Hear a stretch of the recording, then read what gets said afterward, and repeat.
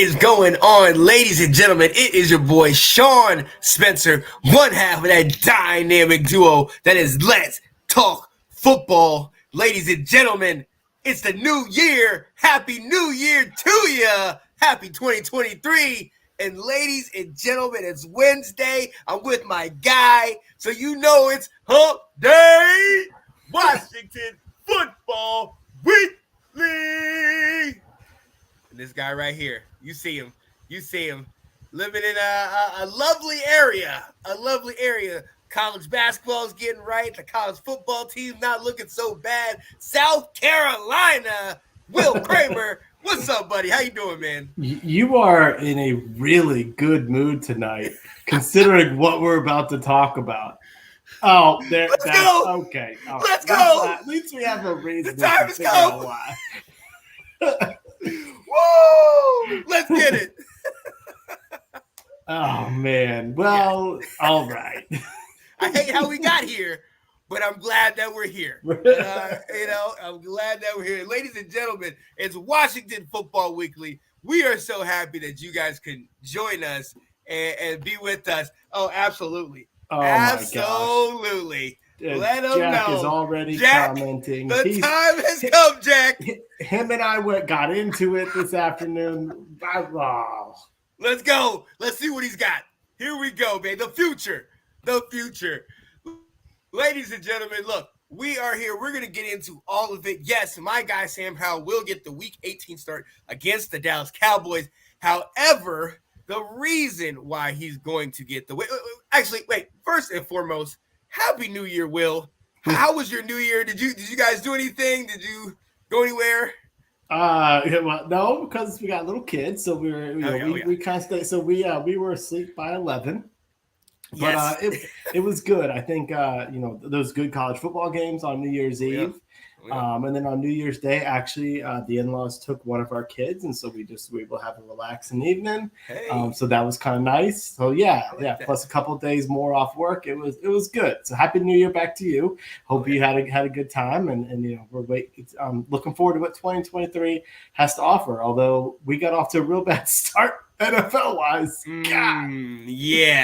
Yeah, that was kind of rough. And on New Year's Day, we did the opposite. You took care of the little ones, we took care of the older ones. Okay. Actually, they kind of took care of us because one of the things they like to do for New Year's, I'm talking about Catherine, my in-laws, her parents like to go to the casino, Charleston, not right. Charlestown, but just right. Charleston, West Virginia, in the heart of the capital, and they you know how we used to get down after midnight, man, and we could, we can burn that midnight oil.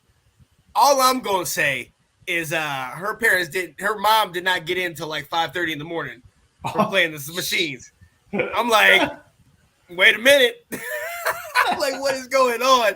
So shout out to them. We had a great time, but I definitely about 1 o'clock, 1:30, the games are off. I'm playing a couple slot machines. I'm like, look, I don't have it in me. I'm going to bed. And her parents stayed down there and got down. So it was a great New Year's, but it was definitely fun time. But like you said, those games were amazing until the next day came. Until the next day came, ladies and gentlemen, like my guy Will alluded to, the Commanders lose to the Browns 24-10. And with that loss, ladies and gentlemen, we have been eliminated from the playoffs. Will, I guess my thing is they gave us hope, Will. We talked about it in December to remember. We talked about having games late in the season that we could care about. We got all of it. And this is the second year in a row that we've laid an egg late in the year, man. What are your thoughts, man? Yeah, first off, it's a good thing that we wait till Wednesday to do this show. Yeah. Because Sunday, I could not have done an emergency pod. I might not have been in the right frame of mind. Nope. Like many Washington fans, I'm pissed off, but I'm also embarrassed. I'm ticked off the fact that here we are again missing the playoffs. I'm ticked off the fact, just like you said, we had ourselves set up and we tanked again. Yep.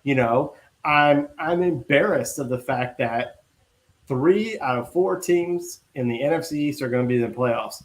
and one team's not going to be in that. And who is that?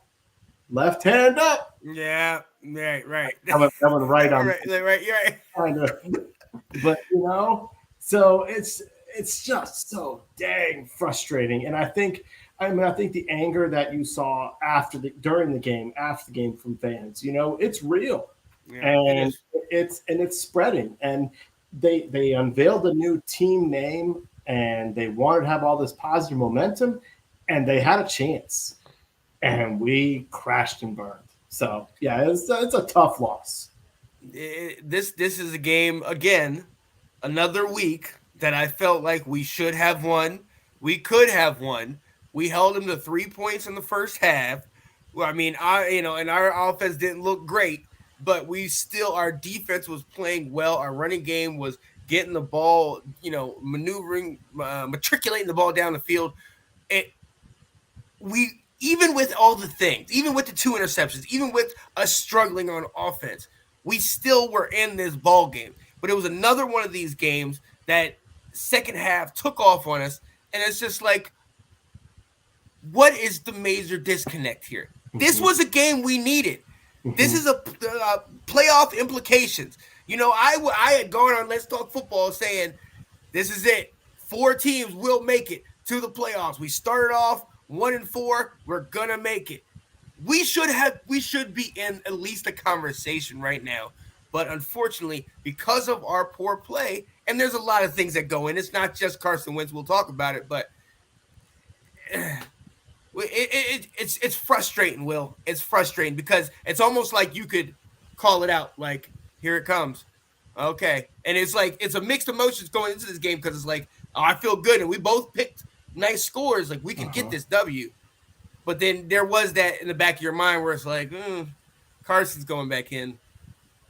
What do we really expect from Carson? You know what I mean? It was like, what's going on? And he didn't disappoint. But we'll talk about that, Will. But, oh, man. Oh, what the why are you broadcasting that? I saw that. I wasn't going to share that. Because when Sam Howell gets the W against Dallas, I want to remember this comment. Let's go. But yeah, we're out, man. And potentially the Packers, the Lions, they're playing for it this week. They're in.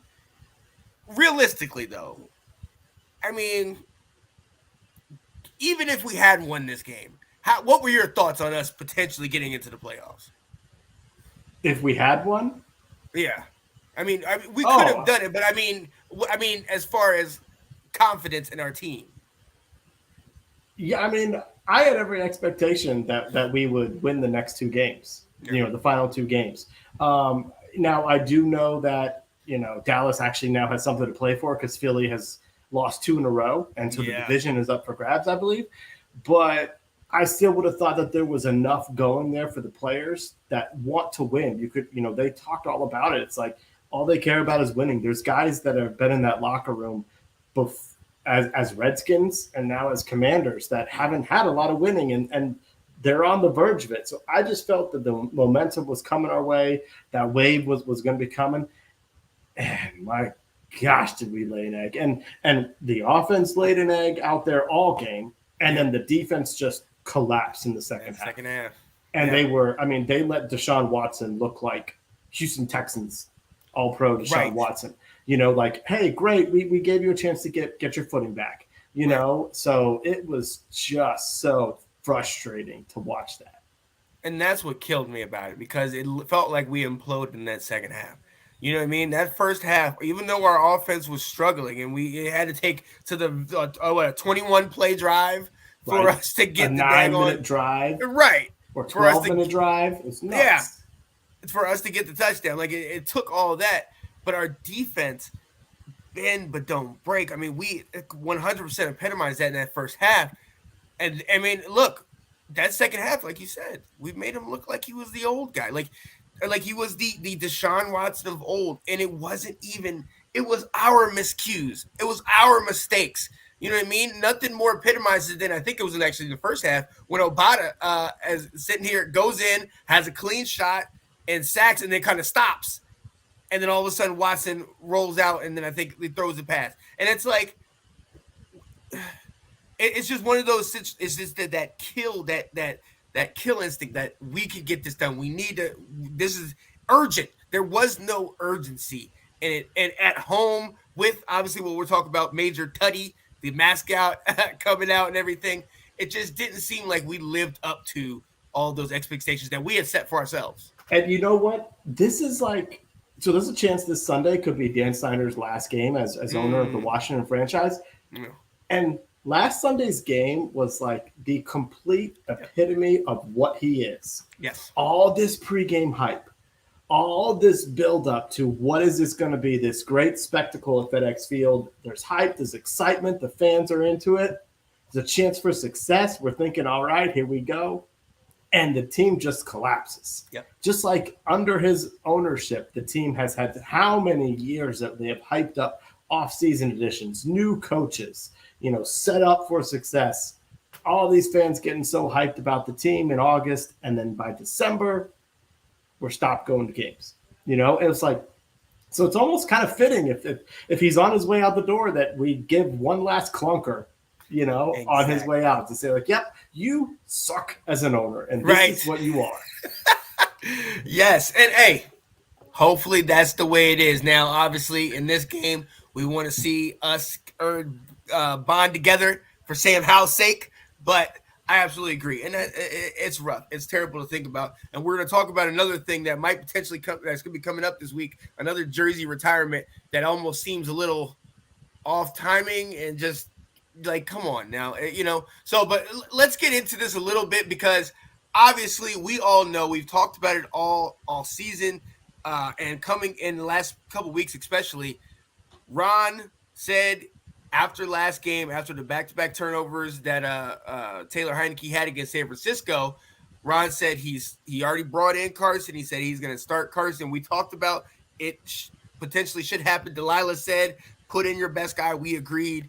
But I think, hindsight's 2020. I think we need to ask the question, should Ron have started Carson Wentz against the Browns? You can go back and look at the videotape. I know what I said. Get the best guy in. We needed him to do it. But when you really look at the last 10 weeks, when you look at how Heinicke, it's funny because he didn't do much really to help until the last 2 minutes or something like that. He did more harm than good for most of the game, but it was like the glue that stuck the team together. It was like he did the unnecessary things, but he did the things like that he needed to do. One thing that happened that did not happen until the second half of this game, Terry McLaurin getting involved. I think he had one reception in the first half. I know he had maybe a reverse, but they weren't getting him the ball. We have said it left, right, and center, so much so that the ESPN, all the analysts say it. Whenever they talk about Taylor Heinicke and Terry McLaurin, it's F it. He's down there somewhere. Throw him the ball. Carson, I don't know. I know he didn't have necessarily the time, but at the same time, you have got to feed the rock to the guy that our leader. He is our guy. It needs to happen. So he looked bad, and yes, we can easily go to the interceptions, which were bad plays, but even more than that, I think his play was epitomized by, I think it was the second drive. We run the ball. We're deep in our own territory. We run the ball to get out of the end zone. We have a second down. He drops back. We had Brian Robinson going out to the flat, and you're like, here we go. It's an easy, simple pass. Takes a snap, catches, passes the ball, throws it into the flipping dirt. Mm-hmm. I can't defend that.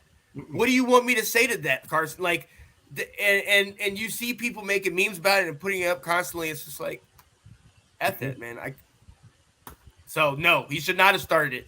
He should not have started him. Hindsight's 2020, but something's in his head, and we got to figure that out, man. We got to figure it out, or maybe we don't. Maybe it's for the next team to figure out. So I actually will say, to the answer to this question is yes, we should have started Carson Wentz. I think we had to do this for multiple reasons. One is the team wasn't averaging enough points with Taylor Heinicke. The Browns scored 24. The way Heinicke was playing, we would not have won that game. We scored 10 points with Carson. We might have scored 13 or 14 with Heinicke, maybe 17, which Could have been better. But he wasn't getting the job done, is what I'm trying to say. Is he had hit his plateau and he wasn't getting the job done. The other reason why Ron had to make this move is we needed some finality to figure out what are we doing in 2023.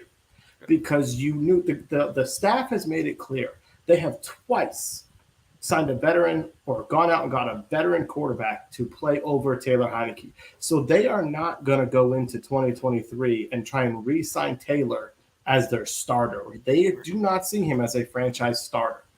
So then if that's the case, you need to go to the guy who has more physical skills and say, you're healed. You've had a chance to watch this offense. You've had a chance to play against San Francisco, and you played better. You were quick with your decision making.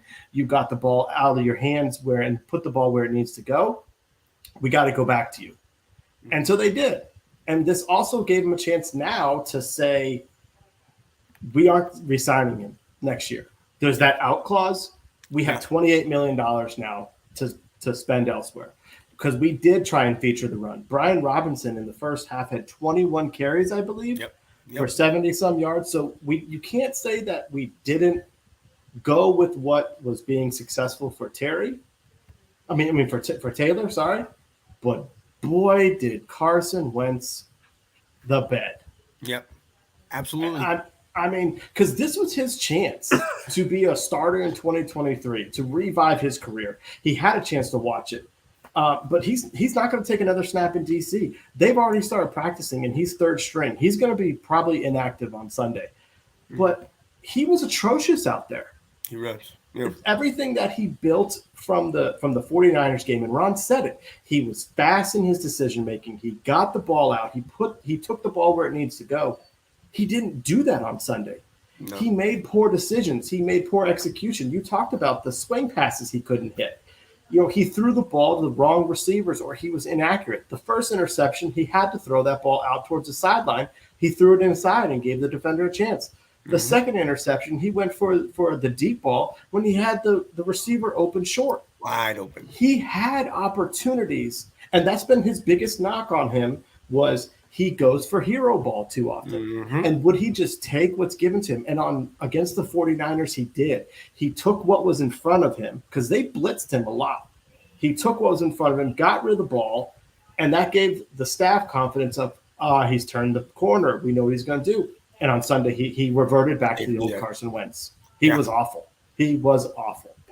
Yeah, he was terrible. Didn't even get over 100 yards in the first half. And he had a couple big plays in the second half. He ended up with still under 150 yards in those 3 interceptions. And like you said,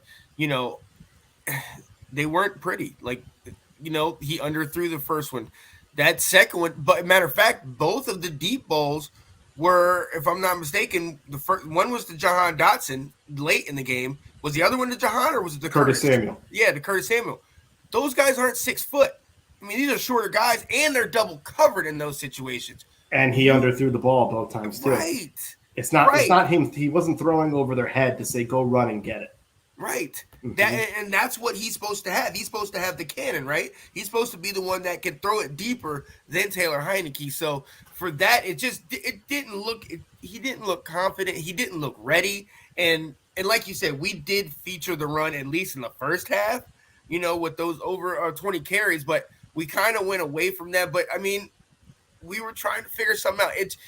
It's frustrating to go into that. But Nathan brought something up.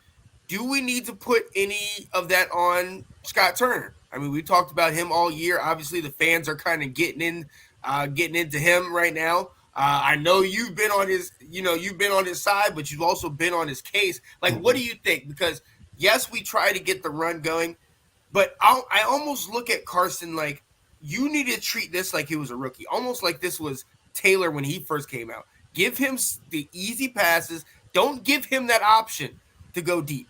Give him the quick crossing route. Give him the little bootleg. Give him something that can build him up, build confidence up, and continue to run it so we don't have to worry about him thinking, I have to make the play. Because that's what seems to keep going in his head. So, what are your thoughts on Scott? Yeah. So it's so hard for us to really, truly give an evaluation because we don't know were routes running correctly? What did the quarterback go to the right place with the right ball sometimes? Was the blocking, what happened in the blocking as to what we see a running back get stopped, but who missed the block, who was supposed to do what? So it can be kind of, it's really difficult in my opinion to be ripping on a play caller if we don't actually know everything involved in it. But I saw some things that, and I've listened to some things that I thought were good points that could have been brought up. The second interception, they were talking about how I think it was Cam Sims might have been open underneath and Wentz went deep with the ball. But it was Logan Paulson who was talking about, there's ways to make this simple or simplify the offense. If you've got a quarterback who maybe doesn't read very well or is looking to play hero ball too much, where he was basically saying, what Carson needed to do was watch the safety or was a linebacker. And when the linebacker took off with Curtis Samuel, in Carson's mind, he said, oh, wide receiver on linebacker. I like that matchup. But there was a safety back there. And what he should have done is if the linebacker goes, there should have been an underneath route where the linebacker was. Right. And that's where he could have thrown the ball. Because then if the linebacker had stayed there, then he knew he had Samuel in single coverage. Instead, he threw it to where he had double coverage because the linebacker went with him. So he was talking about ways that Scott could have simplified this offense for Carson to help him make better reads. And I think there's a lot of truth into that. Something that happens with offensive play callers is at times they get too cute. All right. Mm-hmm. And now I'm not going to compare Scott Turner to Kyle Shanahan, but I'm going to talk about a play that shows some examples of offensive coordinators getting too cute. And you're kind of wondering, a little bit with execution. So in the 49er game, do you remember on fourth down, the 49ers ran an option route with their fullback early in the game and we stuffed them? What if Scott Turner had run an option route with a fullback or with our tight end on 4th and 2? Yeah. Fans would have gone ballistic. But Kyle Shanahan did it, and, people just move on and call him an offensive genius. We had a 4th and 1 play set up, and it was not executed well. No. And what I also don't know was it also not schemed well. So it was a pitch to Jonathan Williams. Now, Cleveland was overloading up the middle. They had said, you're not going to run the ball. So I know everyone's pissed off that we didn't take a power back and run them up the middle. But they had taken that out. But part of the problem on that play when they ran the pitch is Curtis Samuel, based on where the offensive lineman went, was supposed to chip Myles Garrett. Yeah. The best defensive player in the league. You're going to put a 190-pound wide receiver on him? Exactly. How is that going to work? Now, I will also say the corner next to him was Greg Newsome. Nobody blocked him either. No. And then you had 5 offensive linemen. So how in the F did Jadeveon Clowney get over to also help on that? Right. So that's where I'm saying it's like a combination of that's a weird scheme call, but then also how does that happen? Right. How do you let that many guys get it? Someone didn't make blocks, and it can't just be on one wide receiver. So that's where it's like, I think it's a combination because even on that play, Ron had this look of like, what? Right. And it's like, I don't know what he's frustrated about. Was it a complete blocking error? Was one of someone else supposed to get, Myles Garrett? Was it not supposed to be Curtis? This is kind of some of the stuff that we don't know, but there absolutely seems some disconnect at times out there between the play calls, the executions, and that's what we've seen all year. And that's a concern for me. Yes. We've talked about all year. There's been inconsistencies in what we do during the game, and that I think does go on Scott.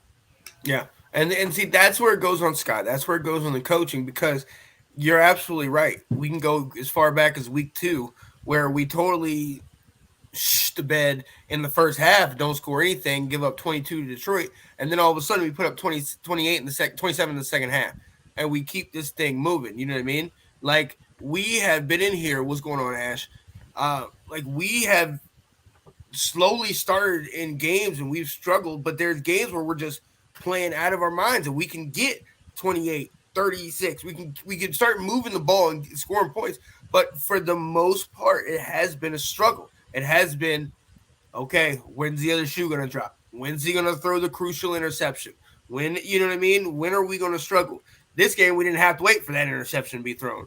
But I will say this. We are mentioning Carson, and anybody else, 2 interceptions, first 2 drives, you're calling it quits. That's it. But we did have that 21 play drive. We did take, almost an entire quarter up like we did in the Philly game. And he was able to get the job done, albeit on 4th and goal, but he was able to get it done. And almost makes you wonder, on all these times that we've had these 4th and 1, why aren't we utilizing the fact that we have a 6-foot-plus quarterback where it looked so easy where he jumped over the edge, but how poor have we been in the red zone all year? Yeah. I mean, in the games that he's playing is what is what I'm referring to. So, look, I'll give him his due, getting us in that first half, helping us and get us through. But hey, the second half was rough. The second half was rough. We kind of went away from the running game. Our leading receiver was Logan Thomas. Okay, Terry only had 2 receptions in the whole daggone game. That's a problem. That is a problem. And so it does go to play calling, but it also goes to, we know what Carson likes. He likes his big tight end, so that's what he's comfortable with, and that's what he went to Logan.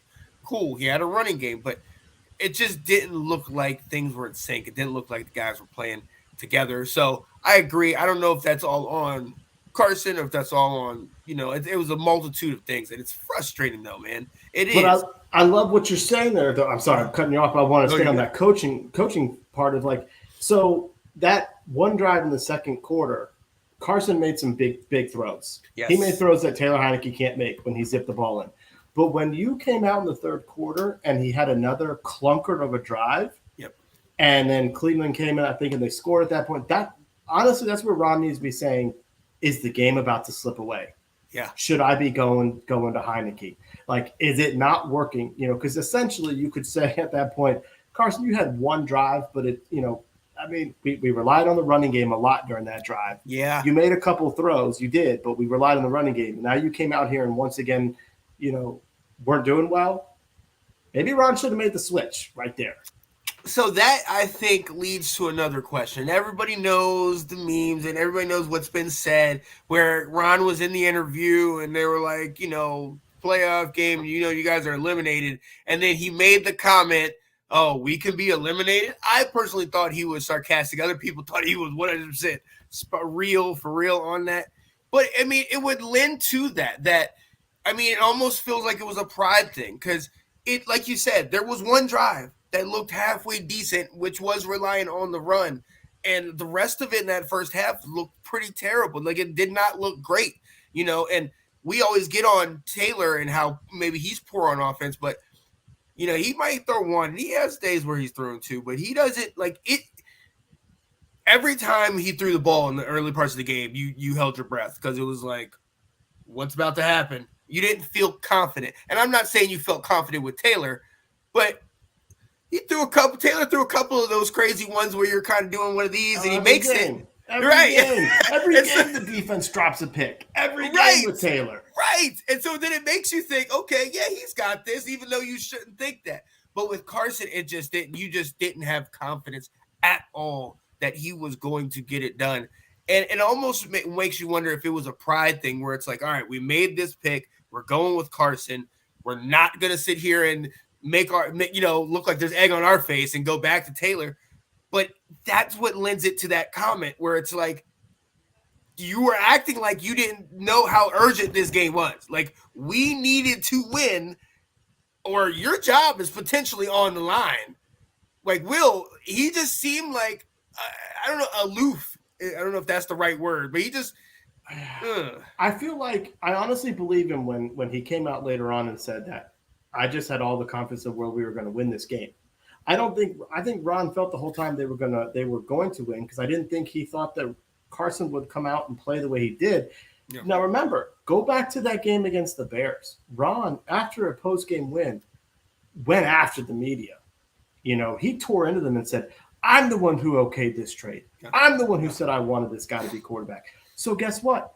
He's going to stick by him in the second half of this game to really feel because he believes, They, like I said before, they really felt like they saw something against the 49ers that made it say, okay, we know he's more talented than Taylor, and now he's showing that he knows what to do in our offense. So Ron felt that the light bulb was going to go off during the game. Never did. Never did on Sunday. But I also want to say we're kind of really ripping on the offense and the coaching and Carson. We gave up 24 points to the Browns. Yeah. We made Deshaun Watson back. Yeah. And the Browns featured the running game, which, there was some talk leading into the game that the Browns were just going to focus on the passing game. They didn't care about 2022. They're out here to get Deshaun back on track for the next season.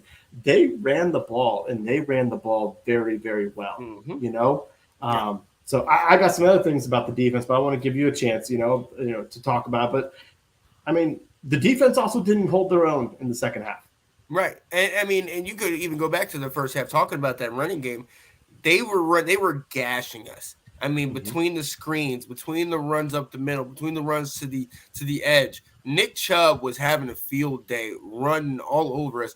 And even though, honestly, that first half, we did make Deshaun look like he hadn't played in 700 some odd days.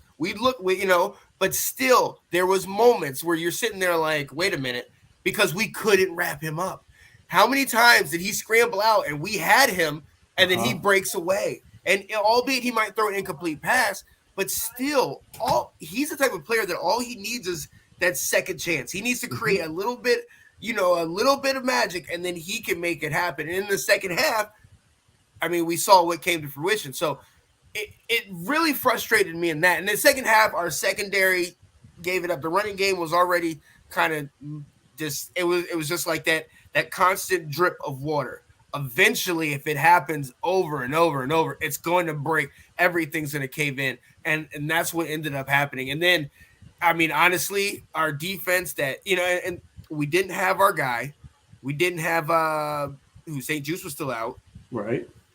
Cam Curl. No Cam Curl. So we didn't have that, which played a part. But, hey, shout out to Danny Johnson. Shout out to some of these guys that were playing decent and playing well. Everybody went absent. When we had the one on Amari Cooper where he broke tackle and just went in, it's just like, what? Right. Y'all just quit? Are we just quitting right now? Like, the other couple, they're wide open. It's like, and each time on third down, we're sitting here like, we can't stop them. We had the one where it was 2nd and 19, and they get 21 on us. Mm-hmm. And it's just there was no urgency. There was no fire in that belly, Will. And maybe you could explain it better than I can, because honestly, when I looked at it, I loved what we had. But honestly, when Jonathan Allen went down, I knew we were going to slip a little bit. But at the same time, it was 7-3 at the half. Yeah. And as soon as that second half kickoff came, one team came out of the locker room, and it wasn't us. Mm-hmm. Right. Like, for all that we want to talk about Carson Wentz and how bad he was, for all we want to talk about Scott Turner and his game plan and did he have a setup for success, where's that anger being directed at Kendall Fuller? Yep. Amari Cooper had no catches. Then he caught a ball, spun around, and said, there's no one in front of me. Yeah. And so he sprinted down the sideline. Tell me where is the anger being directed at a player like that who gave up that BS touchdown? Right. Where is the anger being directed at our secondary for giving up that touchdown pass to Donovan Peoples-Jones? Yes. For the 24 to get the 23rd point. Where he was wide open over the middle. No one touched him until he crossed the goal line. And he caught the ball about the 15-yard line. Right. All right. You said it. No St. Juice, no Cam Curl. We're not talking about Deion Sanders and Ed Reed back there. No. Like, they're good players, and our defense was not the same without Cam Curl. So he is a difference maker. But come on. You're telling me we got no one else out there that can make plays? We had David Mayo take over 50 snaps in this game. Yep. That's not a recipe for success. We know that, though. But we knew that going into the season. that Mayo shouldn't be out there for that long. So that's where it's like, man, I'm angered at what happened on offense, but I'm angry at Skins fans and Commanders fans for being so one-sided in what they blame this on, that they're forgetting the other part of the game that happened in the second half that was equally as poor on defense as it was offense. Yeah, and look, I'm with you. I get frustrated at the broken record. It's our coaches. It's the quarterback. We have problems on the O-line. We have problems in the defensive secondary. We have talked about this all year, how we're sitting here holding the linebackers together with, duct tape and glue, trying to sit here and keep this thing, but we know the truth. We have Jamin Davis, but yes, he's still young. Mayo getting in there, he doesn't have that speed. There's a reason why he wasn't the starter. Like, he was cut. We cut him. Right. He didn't make the 53. We brought him back. That's the problem. We have so many different issues. That's why you're absolutely right. It is very frustrating to hear when people say, "Oh, this is the one issue," or "That is the one issue," because it's not. It's a culmination of things. And at the end of the day, we did not look prepared all the way around. They came into our house, a team that, shout out to our guy Nathan Snell, who's in the comments, who said they had nothing to play for, and that's what we thought. They looked like they were a team that had a shot to go to the playoffs this week. Mm-hmm. Simple as that. Sean, we were 7-5. Okay, we were 7-5 and in the 6th spot in the playoffs. Yep. We are 7-8-1 now, and you could kind of see it in the Vikings game and the Falcons game. The defense was that dam was collapsing. Yeah. That running game that we had stuffed was not, you could start to see the defense struggling, and the offense never could catch up, to help them out. The defense needs help. They need you to score more than 20 points, and the offense hasn't been able to do it. But bottom line is, we were 7-5, and we collapsed at the end of the season. Yep. That needs to be a lot of soul searching going on in that building because of it. Say, how did this happen? And who was responsible for this? And even if it's, I don't want to hear injuries as the excuse like we did last year. I think that was I think COVID crushed us, okay? Yeah. The injuries crushed, but roster construction played a role in our collapse this year. When you have David Mayo as your third linebacker and Cole Holcomb missed more than half the season because of his foot injury, and you don't have anybody else in there, that's a problem. When a Cam Curl goes out and you don't have anyone that can do somewhere near what he brings to the table, that's a problem.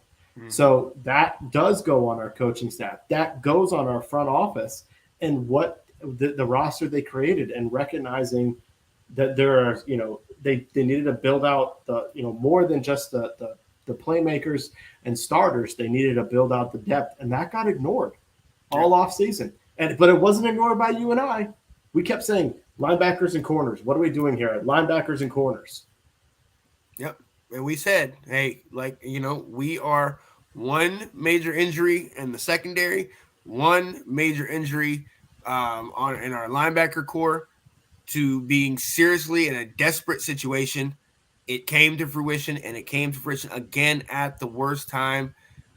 I got Nick in here. Sorry I'm late. How much do you blame Ron for making the decision to put Wentz back in when Heineke was the guy who got you where you were? Yeah, that's what we were just talking about, man. It was a split decision. Yeah. We wanted him. We were like, yeah, let's get him back. Let's bring him back. But hey, look, it was a whole team effort. The whole team did not play with urgency, but he didn't help matters. And shout out to my guy Nick. You called it earlier. Said it in August. Yeah, he did, man. But he also said Daniel Jones was the worst quarterback in the division, and boy, that we all got fooled by that one. Oh yeah. Oh, absolutely. Yeah, Nicole said, I see the competitive part you guys here. I'll have. Oh, absolutely. She's very kind. Very kind. Yeah, this is tough, Nicole. Bleeding hearts. This is this is mature Will speaking here, because Sean knows about 15 years ago, I wouldn't be able to been on talking here. My language would not have been good. Cussing up a storm. Oh, man. Right? We saw too many of these games at FedEx. Oh, yes. That's why we have that verbal, here we go again. Yeah. And see what Nick's saying, I still don't think they are. I think Heineke wasn't moving the ball. Yeah. Like, I don't know if he would have won this game either. No. Heineke's like not if the defense was going to do what they did. I don't think Heineke would have made that much of a difference. Exactly, because like you said, we only averaged about 20 points a game. So Heineke's not getting that done, and the defense wasn't holding them. You know what I mean? The only thing that Heineke may have done is, sustain the drive, kept us on the field. Who knows? But he's also susceptible to throwing those interceptions. But yeah, they are a different team. Heineke, man, he's like that hype man. You'll want him in your quarter because he's gonna get you pumped up and everything like that. But he's also like the dude that's gonna let you down every once in a while. So we'll see. Yeah, yeah. He might be the league's best backup. Him and Colt McCoy can duel it out as the best backup in the league. And shout out to him. When it's all said and done, he's got enough tape on him.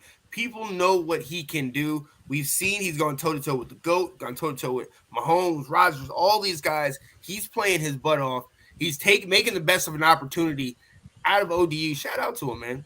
Shout out to him, man. Hopefully he'll get something with it. But look, we have to move on, ladies and gentlemen. We got a big topic to talk about. We have a big talk. We're going to give you a quick little breather. But on the other side of this, it's Howell time. Dun, dun, dun, dun, dun, dun, dun, dun. Let's go. The Washington Commanders. There it is. Ladies and gentlemen, going into Week 18, we play that most hated rival, the team we hate more than anybody else, and I'm going to say it because it's a Washington show.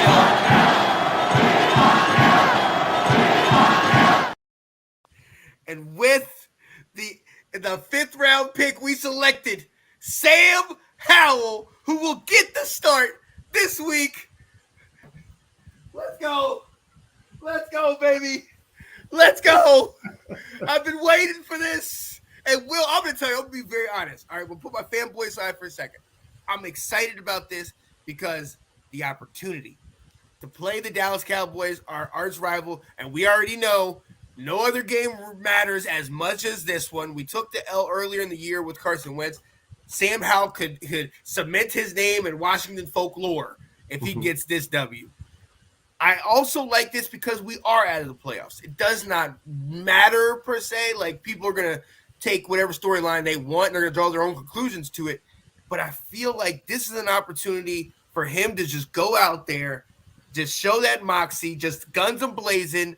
Whatever happens, give your best shot, and let's see. Now, I'm going to come to you before I really start geeking out because we talked about this over the last several weeks. And one of the things that we've talked about is that, it's been widely reported and broadcasted about that he doesn't appear ready. Right. So I like that he's going to get this start, but I don't want you to throw this guy out here if he's just going to be on the train tracks with the train coming. Yeah. Well, to keep Ash involved, I'm going to say this. I really hope that Dallas wins this game. I really do, because for draft purposes, I don't need Sam Howell to come in here and get everyone all hyped because he wins a game and all that stuff. I'm hoping that Dallas wins the game. Now, I don't want. Okay, ladies and gentlemen, we are on Washington Football Weekly. I don't know what that Dallas Cowboys fan was here for, but you not even give me a chance. I'm trying to praise the guy. I've never heard that out of your mouth, Will. I've never heard it out of your mouth, man.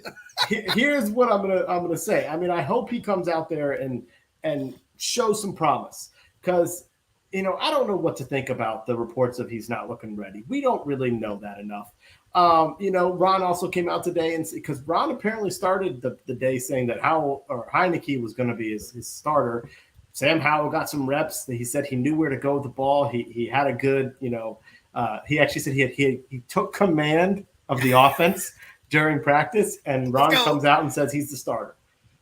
But, because I don't want him to be thrown to the wolves too bad, but I'm going to say this about the guy, because all year I've told you his ceiling is as a backup quarterback, that he's a 5th round pick. But I think there's also he's a 5th round pick, but he's not Okay.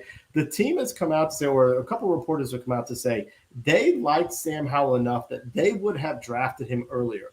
However, because they got Carson Wentz, they didn't feel the need to spend a second or third or fourth round pick on him because he got picked in the fifth round, right? It was fifth round. Yeah. Yep. So they were able to be patient to where they all of a sudden went, okay, this guy's still here. Let's go get him now. We like him. So they do like him. But is he potential or is he a project? That's what we really don't know. And my only concern would be is if he goes out there and plays really well, like Heineke did in that playoff game, is everyone going to blow up over this in this offseason saying, we got our quarterback. We don't need to go get somebody. We don't need to draft someone. We don't need to get a free agent. We don't need to trade. We got our guy. Let's ride with this fifth round pick for 17 games. All the way, baby. See, that's my problem. But, this is your moment. So I want you to have every opportunity to totally just enjoy this. In April. Well, actually, I'll go back farther than that. When we had this show with the four of us, the Shirtless Wonder and Mr. Moral Support, I told you guys over a year ago, the best move is to somehow to get our guy, Mr. Sam Howell, to pair with De'Ami Brown. Back in April, I sat there and I went on several interviews and saying, if we could just get our guy, I believe we're right there. We could set it up. We could bring him in. We have the talent. Never did I think it would happen, but when it happened. When it happened, Will, the excitement coursed through my veins. I was in New Orleans at the time, and I know everybody heard me shouting from New Orleans because I was hyped. He played amazing in the preseason, albeit the preseason, but he rested on the third tier, third string quarterback, did not dress most of them. He was always on that sideline, and I was fine with that. I was good. Like I said before, this is a great situation because there aren't many expectations. Nobody's coming out here and expecting him to play like Joe Montana, like Tom Brady. Nobody's expecting him to tear it up. Alex Stevens is. Hey, oh yeah, right. Well, he wants him. Shout out to Alex because he's all about this guy. Mm-hmm. We still have the same problems. We still have a struggling O-line. We still have an offensive coordinator that kind of is up and down. We still have defensive woes with injuries, this and this and that. So will he be great? Yes, he's going to be great because he came from the real Carolina, ladies and gentlemen, and he's going to ball out. He's going to play well. I honestly think he's going to play well. I think that defense of Dallas, like you said, they're playing for something. Mm-hmm. So they're going to come after him. But I honestly think he's going to show a couple signs that he can really do it.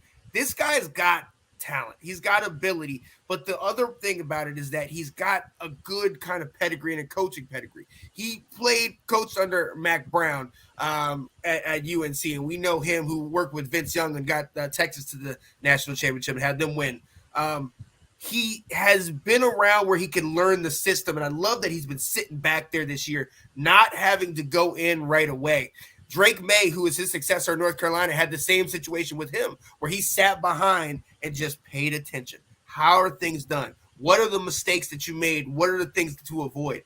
That's where I think he might have a slight advantage in this situation. You know what I mean? Because we know what Taylor can go out there with. We know what Carson can do. Hey, you're playing with house money right now. Let's go, Sam Howell. Make me proud. And if you get the dub, Sam, I might have to meet you in Washington because I might need you to sign this, my friend. I've been shouting you out for years, my guy. Let's go. What is this crap? I saw that. I wasn't going to share it. I'm glad you shared. I knew you were going to share that. Yo, that's why y'all ran from us, right? In Maryland, that's why Maryland ran away from us because y'all couldn't handle that ACC. Let's go. No. Here's the thing. You brought up a real good point about the offensive line. And this was one of the things they talked about in preseason, where when you talk about the guys not being ready, when he would get the ball, there would be pressure. He wouldn't be able to look over the pressure to see which receivers are open. He would stare at the pressure at the offensive line, at the defensive players, and he, so he would lose sight of where he needs to go with the ball. So it's going to be key to see is he able to improve on what he showed in the preseason, which I'm not knocking him. He's a rookie, in your first games.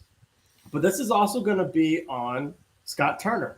Can you develop a game plan that is quarterback friendly out there so that you don't make him look terrible? Because, there is going to be some evaluation process that needs to happen here. You guys are going to need to see. I mean, Heineke's a free agent. They need to figure out what they're going to do with him. Wentz is gone, obviously. Now we got a lot of money to play with. Well, what do we want to do with that money? Where do we want to spend that money? Right. Do we need to spend it on more offensive linemen? Do we need to find a way to get a quarterback, even if we're inheriting a salary? So we do need to put him in a position to succeed. But also, I think you're gonna see some running out of him. You're gonna see that he's got a live arm. So he's gonna have flashes of excitement, but he's gonna be going up against Dan Quinn's last game in the regular season as a Dallas Cowboy coach, and they want to win the game. And so he's going to have the wolves thrown at him, and it's going to be tough. Oh, yeah. Nathan said, it's interesting. Each quarterback has a skill set that would be nice. It'd be nice when the others had the same skills. Yeah, but Sam Howell has the combo of them. Right. The only thing he doesn't have is the experience of being out there and playing. Jared said, what is the difference between Heineke and Howell? I think, like you said, I think Howell has a live arm. I think it's stronger than Heineke's. And I also think they're both not runners per se, but they are mobile. I think Howell's got a little bit more quickness and kind of an awareness of when to run. Taylor seems like he's been trying to kind of make sure he stays in the pocket and continue to create downfield. As to where, at least I'm hoping, and from what I've seen in college in the preseason, Howell is one that he gets out, and if he sees something open up, he goes by his instincts. So I'm hoping that that's what we see coming up on Sunday. But, let's be honest. This is his first NFL start, playing in a game that means something to the other team, also being our rival. And amongst other things that are going to go down, we're going to talk about that in a little bit if we have time. This is a huge, huge game for him going forward. You mentioned the whole Heineke deal, the whole situation with how Heineke went up against Tom Brady in their eventual Super Bowl run and made a name for himself and earned himself a contract. We know we got Howell on contract. We know we got him here. This is such a pure opportunity for him. And this is all you can ask for. You know what I mean? It's valuable game time with the ones going into a game that the other team's playing at their best. I mean, imagine Sam Howell getting a W in this game. And I know we're going to overhype it and everything like that. But realistically, him getting a W and putting that notch on his belt, it's huge in a confidence sense for somebody that already is labeled as somebody has moxie. Already somebody has the cojones, right. You know what I mean? Mm-hmm. So this can only be good. And hey, even if he totally comes out there and the bed, well, now you know. Now you're out there. Now you've seen. But I think you made a great point, and I think that's where we got to stay level-headed. Yeah. Regardless of what happens, positive or negative, I think we need to take it with a grain of salt. I think we need to recognize what we're going against, like you mentioned, Dan Quinn, that defense. And I think we just need to go out here and just let him rip. Let him go out here and just work with him. Let's make him look good. Let him do his things. Let him go out there and throw some passes, test it a little bit, see what happens, and let's focus on the decision making. That's the number one thing I want to see this week, the decision making. Because you look at those passes that Carson had, some of those decisions weren't good decisions. That first pass, you're looking at it, and it looked like even if you wanted to throw it there, you threw it late. You threw it late, and you threw it underneath. Same with the deep ball. You threw it late, you threw it underneath. These are decisions. These are things, and game time, that's not something that you can really emulate in practice, especially not in college, especially in this time, playoff season, everything like that. But this is a major, major opportunity for Sam Howell, and this is all he's asking for. This is all I've been asking for. Let's get him out here and let's see what he can do. Perfect timing, and I'm excited. I'm cautiously optimistic, but I'm excited. I'm very excited. You said it, staying level. That's kind of my biggest concern going into this is for high or low, what is it going to be? I mean, let's think about and what happened to the Ravens? What last year? Tyler Huntley looked really good. Right. Yeah.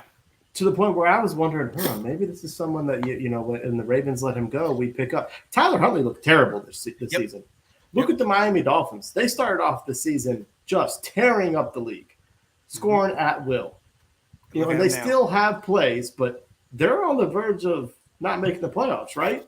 Mm-hmm. The league caught up. So that's where it's like, in one game is not going to be enough sample size to really know whether he is the future or is even not the future if he has a rough game, because it's going to take more than that. And it's where it's like, oh my gosh, you put him in for one game, it's just throwing off everything that the fans are going to know about. Yeah, that's right, Nathan. Sorry if you had to hear the truth. Yes, pure backup, absolutely. Yeah. And look, that's why we have this show. We can't sit here and account for all these fans and all the crazy nonsense that will inevitably come out next week, especially if he gets that W, because we still talk about Colt McCoy when he got that W, even though we ran zero, those zero blitzes and just brought the entire house and knocked out Tony Romo in that game. I mean, there's other things in that game, but it was still that dub by him. So this is an opportunity for him to do it. Hopefully he can do it. But like you said, like this, let's just take this. There was a couple questions, 2 questions I thought were the same. Was Jared and Nathan were asking about coaches, basically. Yeah. And I know we're going to get into the offseason, so I don't want to say too much, but essentially, Dan Snyder would have to pay if he fires any coaches. And if Dan Snyder doesn't want to lose any money right now, if he's involved in the sale. So I don't think we're going to see much changes. Ron will be back next year, unless Ron resigns because he's sick of this, but I don't think so. But I don't think he's going to make a change in Jack Del Rio. I don't know if he's going to make a change in Scott Turner. That's too early right now. But I don't think Dan Snyder is going to be the one that forces that. Oh, because no. he would have to pay. Coaches' contracts are guaranteed, and he would have to pay. And that guy does not want to lose any penny for what he's about to sell the team for. Exactly. And shout out to Alex, because that's one of the things Alex did say. He said, unfortunately, until Snyder goes, Rivera's not going to go. And you know how his mindset is get rid of the coaches. So he knows, like you're saying, they're connected in there.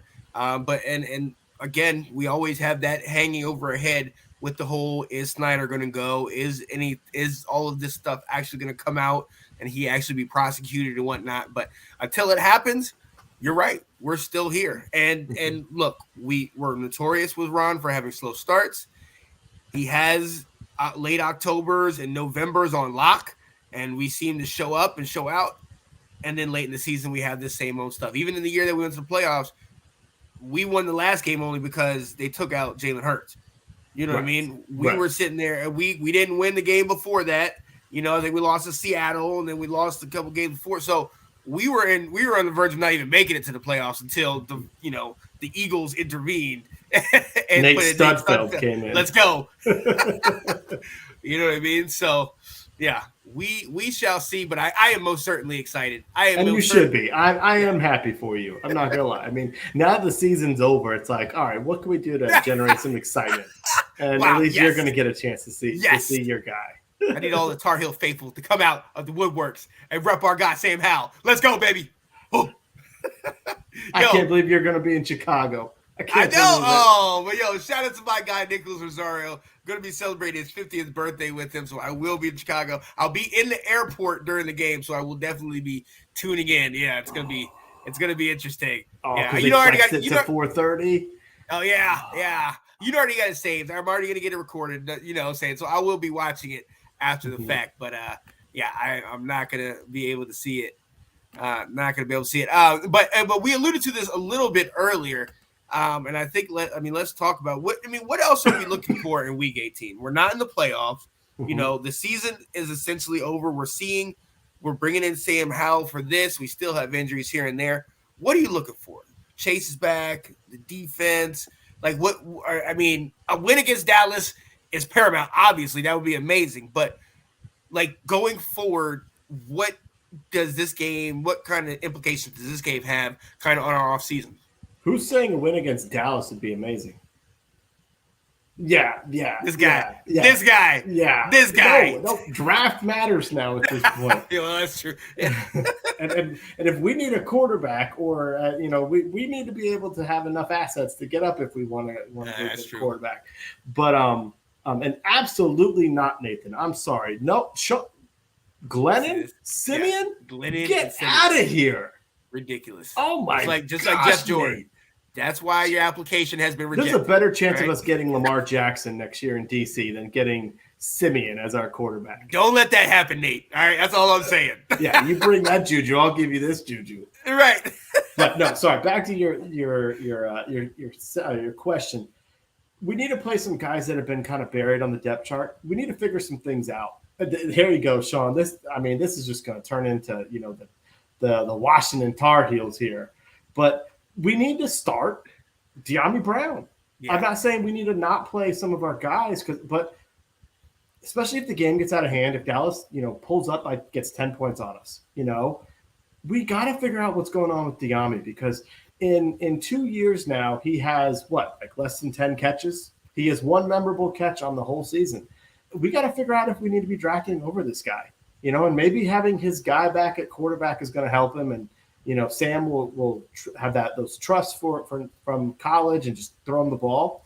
We also could kind of look at Cole Turner. You and I were so excited for this guy in the preseason. Yeah. He just seemed to ball out in training camp. And then he's been, even once he came back from his injury, he's been nothing, he's been a huge disappointment. So we got to give him some playing time. The other guy I'd like to see out there in our secondary is our 4th-round pick, Percy Butler. Yeah. We're going to kind of get into the offseason here earlier than we thought in January, but we saw a rise in year one and two from Derek Forrest. We're going to have to try and see that and hope to see that in Percy Butler, to be, an actual playmaker for us at safety. But I'd like to see him get on the field a little bit more. Because we want to get him some experience, because I don't think they're going to draft over him next year. And I think that safety position is kind of locked in, but he needs to get some experience. So some of these guys that we drafted later in that haven't gotten a lot of playing time, now's the time we need to give them a chance. Oh, absolutely. And I think you mentioned this earlier about us bringing Chris Paul in there, bringing in that lineman. So I think that will definitely be something. Exactly. This is an evaluation game. This is to see who's still trying to play. We know there's nothing to really play for. So who's ready to make a name for themselves when given the opportunity? I mean, Danny Johnson is a name we've been talking about year in and year out, barely making it on. He's been making a couple plays. He's been getting burned also and missing tackles, but he's also been making a couple plays. And I mean, you see him, you got Reeves. These are great things to happen, because it's like, okay, this is some, you talk about depth. If we get somebody else that, that might be better to put ahead, but let's build that depth. Let's get these guys, acclimated with the system and ready to play. And that's kind of something I want to see. I want to see what we have as far as those secondaries, like you were talking about. The O-line, we know how many injuries and how we've struggled with that. I want to see a Chris Paul. I want to see these guys get out here. And, I mean, look, Cole Turner's another one. Put him in and let him do what we thought he was going to do. Let him be Dallas Goedert. Right. Let him run those seam routes. Let him sit here and run in motion and come out to the flat. Get the ball into his hands, and let's see him, give him the opportunity to play, because we need to, and I know injuries have played a factor in it, but he has not done anything to kind of separate himself from the pack. And we're not talking about, we're talking about an injured Logan Thomas who hasn't looked like himself. We're talking about Bates, and shout out to Bates, great blocker, and great hands. But we've said it's from the day he got drafted, he's not separated from anybody. You know what I mean? Cole Turner was supposed to be the guy that was going to take the top off the defense. So I want to see that. Let's see him do that more often, so we can actually see what we have in this guy. So going into this offseason, we're like, okay, where do we really need to make moves? But by this point, I think they should already kind of have an idea of what moves they need to be making. Yeah, I also think they should look into playing Christian Holmes more at corner. I think excuse me, sorry. Corner is one of those positions we have to draft early. In in the April draft, whether it's first, second, third round, we have to draft an impact player because we can't go into next year if St. Juice gets hurt again with playing a Danny Johnson. But it'd be good for us to see what is Christian Holmes. Can he be relied as a fourth corner, or do we need to be getting two corners in this draft and kind of developing that type of stuff? Right, and I think we know St. Juice's talent, absolutely, but as we've said on many times before, the best ability is availability, and unfortunately, over the last 2 years, he just cannot stay on the field. So we've seen what a healthy guy can do, and Curtis Samuel, him being out all last year, and we've seen the difference that he made being in there this year. And St. Juice makes that very difference, and we know he was lined up against A.J. Brown that whole Eagles game. He's lined up against these solid receivers if he's in the ball game. So we need to make sure he's in there. And then, like you said, we can't be going to these other guys. So we need to then get somebody else. And we picked William Jackson III last time. So, maybe we need to figure out what we're doing in scouting. You know what I mean? Bring somebody that's going to play with our system and not just, he's the best player on the board. Because what we're starting to understand is you don't necessarily have to have the best players if you have guys that fit the scheme and they're playing within the system. You know what I mean? Like, Chase has not been balling out in these last couple of games, but I have noticed that there have been times where you can notice he's playing in the scheme. He's running in his lane. And while he might be coming around the edge getting the sack, he's stepping back and deflecting the pass, which is shutting the play down. I can deal with that. I'm good with that because that's a team play right there. That's not I'm going to try to make my stats and whatnot. So, yeah, let's see all these guys get in here and see. You said it perfectly, Sean, because I started scouting corners already for the draft today. And there were a couple of guys that Will Kramer really liked, but then me, I like my long arms, I like the big bodies, corners, but they are like, this guy must play press man. This guy must play press man. I'm like, not us. Not we us. saw what happened Right. with William Jackson. I think one of them was Joey Porter Jr. And I was like, yes, I want this guy. Right. Nope. They say he would excel in press man defense. I'm like, crud. That's not Washington. So that's kind of just going to show, like, Nathan, I agree with you here. I don't love our safeties, but the coaches do. Yeah. And they may not see the need as much as we do. So I'm just hoping they see the need at corner instead linebacker then. Right. And look, and Nathan, with this one, Cole Turner could be like our Steven Alexander, Chris Cooley. I would love that. I would love that if they get him out on the edge like that, get him, with those little flare routes and those dig routes and things like that, or even up the seam like Will was saying with Dallas Goedert. But A, you got to be on the field for that, and B, when you're out there, you need to be doing your best to make a play. You need, any ball that comes your way, you need to be catching. Anytime you get an opportunity, even if it's just blocking, you need to be making sure that the coaches are seeing you out there, because one of the things about him is even when he has been in the game, if I don't look at like the stat sheet, you really don't really know. He's not doing anything that's catching your eye, and that's very frustrating. He played more than 30 snaps on Sunday. Yeah. You didn't know that. No. Yeah. Not at all. One of the things that we talked about, one of my keys to victory in the Browns game was using our tight ends to help chip Myles Garrett. They actually did that. They did a lot. All of our three tight ends played a lot, and Cole Turner was one of them, but he made zero impact in the passing game. Right. And that's the problem. Nicole said, do all college players get drafted? No. Yeah, that's the problem. Yeah. It's like, 300, 400 players coming in the draft? Right. And some of them guys get cut. Some of them guys, make it on practice squad. Some of them guys have to go to your area in the cold, go play in Canada, go play in arena leagues, other opportunities. XFL is now open for them. But yeah, not all of them get drafted. And where is this one? The one I put up earlier. I should have taken the Maryland tight end. Yeah. We talked about it, Nate. We did. Yeah, he's basically a glorified wide receiver playing inside. But he can have a career. He can. He's athletic. Yeah. So real quick before we go, there was something that happened last week, and there's something that's going to happen this week.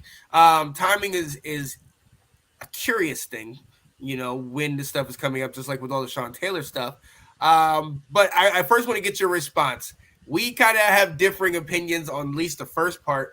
There was a mascot reveal, ladies and gentlemen. If you did not know, we have a new mascot. It is a hog, and his name is Major Tuddy. It's great. It's great. It's a big pig with the hat on, and I love it. You're more excited than I am, Will. I freaking love it. I think it's great. I mean, mascots, I'm not going to, like, if you mess up a mascot, I'm not going to care. I think it's great. I think the thing that I love about it, he's wearing the old Redskin pants. He is. Yes. They put him in the jersey of the Washington football team because they put the Washington part across, but he's wearing the old Redskin uniform. Let's go. That's what I love about it. Bring it back. You know, it's a hog. He's wearing a Redskin uniform. Like, I love it. You know, he's got the new helmet, which is we both agree is a good helmet. I think it's great. Get me some plush toys. Hey, Commanders, why the heck would you roll out a mascot and have no merchandise on this for people to buy right now? How stupid are you guys? Right. Yeah, that's definitely a huge opportunity missed. What are we doing here? I could buy 2 of those for my boys as they start to, grow up. Nope, not available. We can roll out a mascot that we've known about for 4 months, but we can't make a plush toy. Come on. No. Okay. And let me ask you this though. Okay, and you're okay with the mascot, and that's fine. I look. I don't. At the end of the day, I don't have a major problem with it. It is kind of weird, but Major Tuddy, that. I get it, but I don't like the name. Like, give me Hogerson, give me Oinkers or something. Give me something. Major Tuddy. It's the nod to the military, like we've been saying with Commanders. That's the whole point.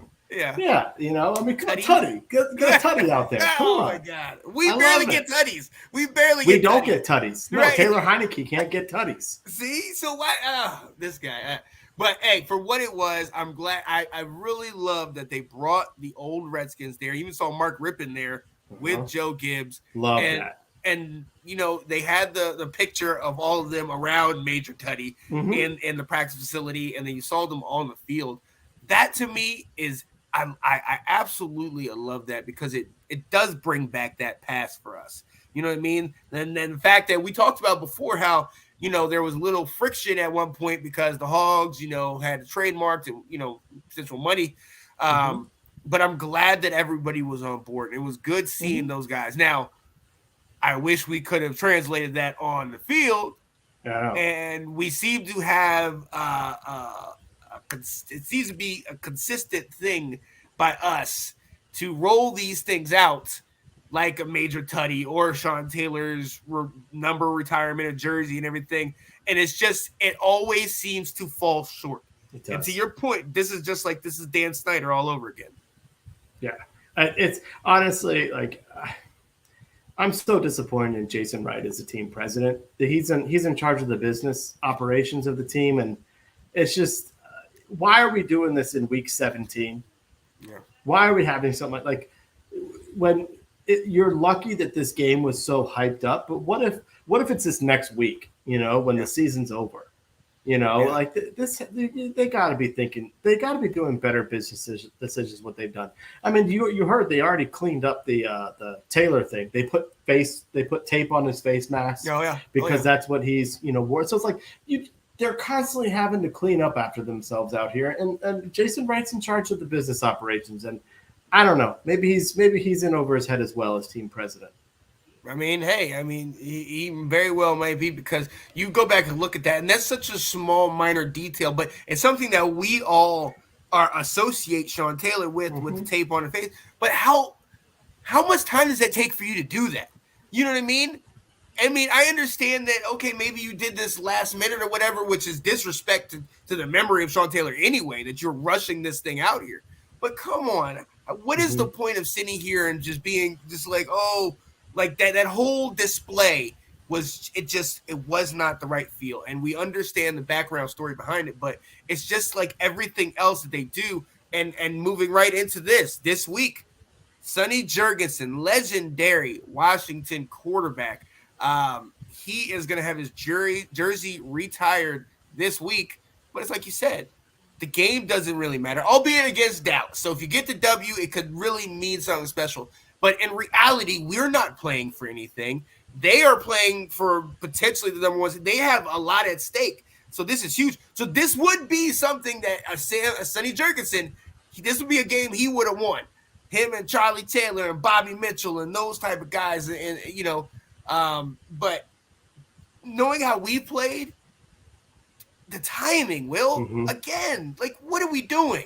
You should have no ceremonies after Thanksgiving because you're just risking here on this team that you're not having fans there. And now on Sunday, there's a real good chance there's going to be more Dallas fans in the game than Commanders fans. And you're going to try and celebrate Sonny Jurgensen with that. I think it's where we just continue to fall short. It's the right idea. I don't kind of get into the whole jersey retiring. I agree with honoring players, but there is a little bit of saying there was people that were frustrated last year when Sean Taylor's number got retired before a Sonny Jurgensen, before an Art Monk, before the Hogs have gotten any type of love from the franchise. They felt, hey, you guys are focusing on the people of the recent, but you forgot who actually won everything. Right. So I like the idea of them saying we need to honor Sonny, but week 18, right now that we're here at week 18, this game is meaningless. This is how you're going to honor him. I will say this. I think it needed to happen this year because I don't know how much longer Sonny's going to be around. Yeah. He's really slipping, out there. Yeah. We'll see what he looks like on, he's aging very quickly. So I think it's great to honor him. It just, come on, do it in November. Yeah. And to that point, man, I one of my favorite things has always been to listen to, Sonny and all those guys, on the radio if I couldn't see the games. And the last time I listened, it was one of those things where, they tried to throw him some lobs like, hey, here it is. But it's just not what he used to be, man. And obviously this is inevitable. Age does that to you and everything. And he's been around for a while. We're talking about a guy that played in the 60s. You know what I mean? So, but like you said, it's the timing. It's the absolute timing. It's the situation around it. It's like y'all are not reading the room. You're just sitting here. Like we could potentially get blown out in this game. And this is how you're going to remember one of the Washington greats. It reminds me of working. I worked for the Frederick Keys, one summer, and we had all these promotions, and the promotions are set at the beginning of the year, and baseball teams will do that. It's like, and we've got a lot of non-football people now that work for the Commanders. It's like, are you all recognizing some of the ramifications of this? And putting it in at the end of the season was not the right decision because you were banking on this. Being a big game. And it could have been. Very well could have been. But it's not. It is not. I mean, it is a big game for one guy. It is. Let's go, baby. Let's go. Can't wait. Sam Howell, take command, baby. What is going on, Scott? Let's talk about some Go Rams. Feel for you, brother. Rams fan. No, feel for you. I mean, you had a great year last year, so I don't feel for you that bad. But it's been a rough one this year. Hey, Baker Mayfield's kind of revived his career here in LA. Kind of makes you wonder, where's he going to go next year? Right, Scott. Do you sign him to a 1-year contract and just till just so you have insurance just in case Matt Stafford doesn't play? If the Rams could, I'm sure they would. But does he want to go to a place where he might be able to play? Compete? That's the thing. I don't know who can compete with. Washington? We shall see. Yeah, that's for the offseason for us. Which, ladies and gentlemen, we're gonna be getting into in the coming weeks. As you said, he said, sign him to a 1-year deal. Absolutely. As you see, we are officially out of the playoffs, like we mentioned earlier. So after this week, our season will be complete. We are going to start going back and looking into the past, looking into some of the things we said in August, September, October, kind of take a look at some clips back when we were 1-4 and barely showing our faces on here to that, the 6-1 run we had, and just go back and look at kind of where we saw things going this year.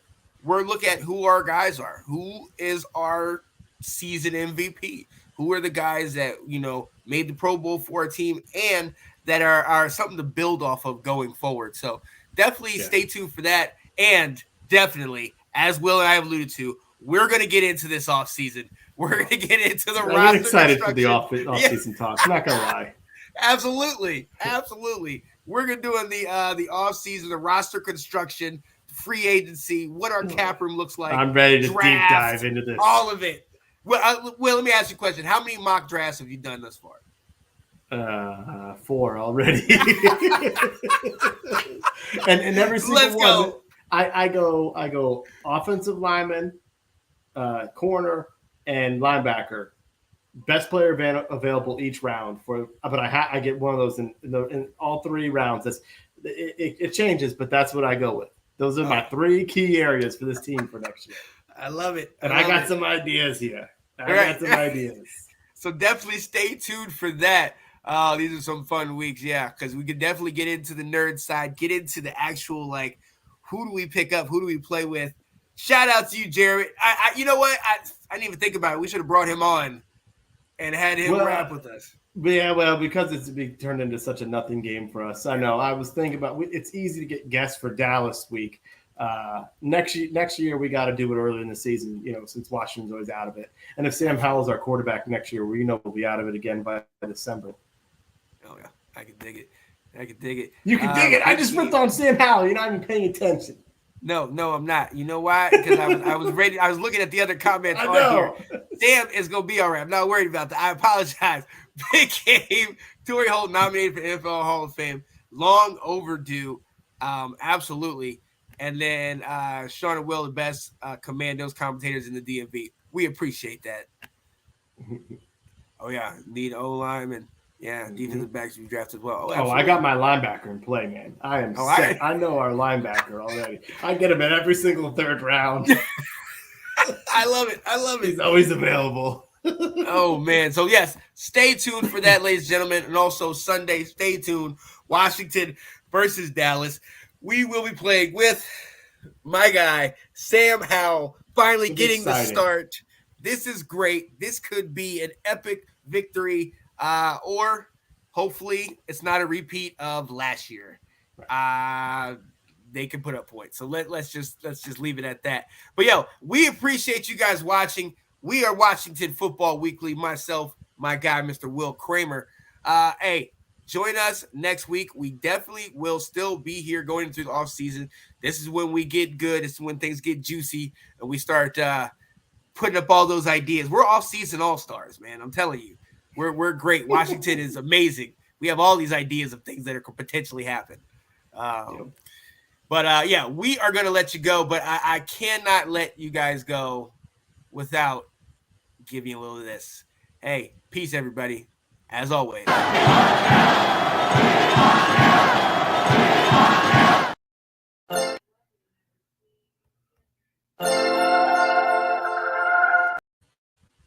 Oh, what happened? Hold on.